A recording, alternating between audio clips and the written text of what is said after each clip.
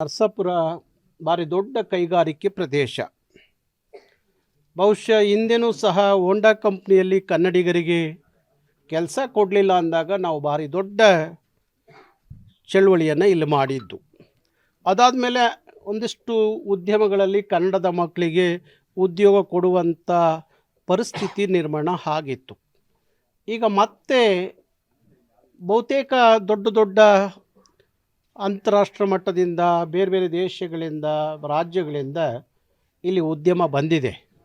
ಹಾಗಾಗಿ ಸ್ಥಳೀಯರು ಸಹ ಇಂಥ ಸಂದರ್ಭದಲ್ಲಿ ಜಾಗೃತಿ ವಹಿಸಬೇಕು. ಈ ನೆಲದ ಯುವಕರಿಗೆ ಕೆಲಸ ಕೊಡೋ ನಿಟ್ಟಿನಲ್ಲಿ ಏನಾದರೂ ಅನ್ಯಾಯ ಮಾಡಿದ್ರೆ ಅದನ್ನು ಸಹಿಸ್ಕೋಬಾರ್ದು.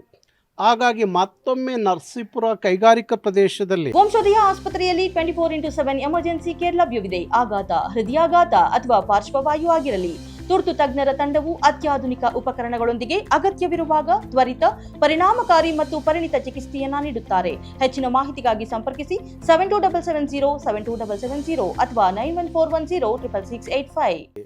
ಮತ್ತೆ ಕರ್ನಾಟಕ ರಕ್ಷಣಾ ವೇದಿಕೆ ಕನ್ನಡದ ಮಕ್ಕಳಿಗೆ ಉದ್ಯೋಗ ಮೀಸಲಾತಿ ಕೊಡಬೇಕು ಅಂತ ನಾವು ಹೋರಾಟವನ್ನು ಮಾಡ್ತೀವಿ. ಹಾಗೆ ನಾನು ಇಡೀ ಕರ್ನಾಟಕದ ಎಲ್ಲ ಕೈಗಾರಿಕೆ ಪ್ರದೇಶಗಳಲ್ಲಿ 80% ಕನ್ನಡಿಗರಿಗೆ ಉದ್ಯೋಗ ಸಿಗಬೇಕು.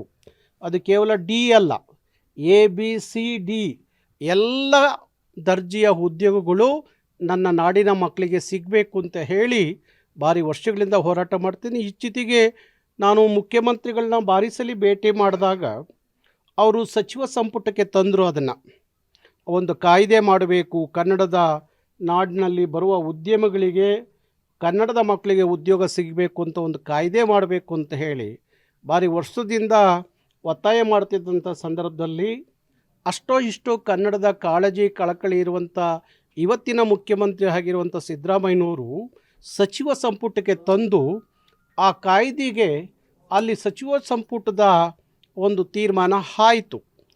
ಯಾರೋ IT ಕಂಪ್ನಿಯ 3 ಜನ ಮಾಲೀಕರು ಅದನ್ನು ವಿರೋಧ ಮಾಡಿದ್ರು ಅನ್ನೋ ಕಾರಣಕ್ಕೋಸ್ಕರ ಸಚಿವ ಸಂಪುಟದ ತೀರ್ಮಾನವನ್ನು ಅಲ್ಲಿಗೆ ಕೈಬಿಟ್ಟರು.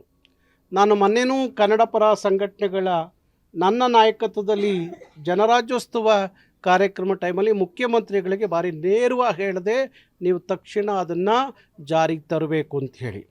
ಆದರೆ ಸಂವಿಧಾನಬದ್ಧವಾಗಿ ಅದನ್ನು ಜಾರಿಗೆ ತರೋದು ಕಷ್ಟ ಆಗ್ಬೋದು ಗೌಡ್ರೆ.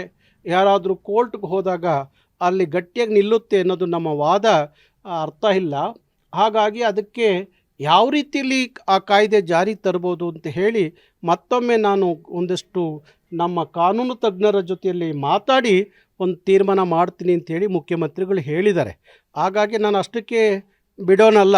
ಆ ಕಾಯ್ದೆ ಜಾರಿಗೆ ಬರೋವರೆಗೂ ನಮ್ಮ ಹೋರಾಟ ಮುಂದುವರಿಯುತ್ತೆ.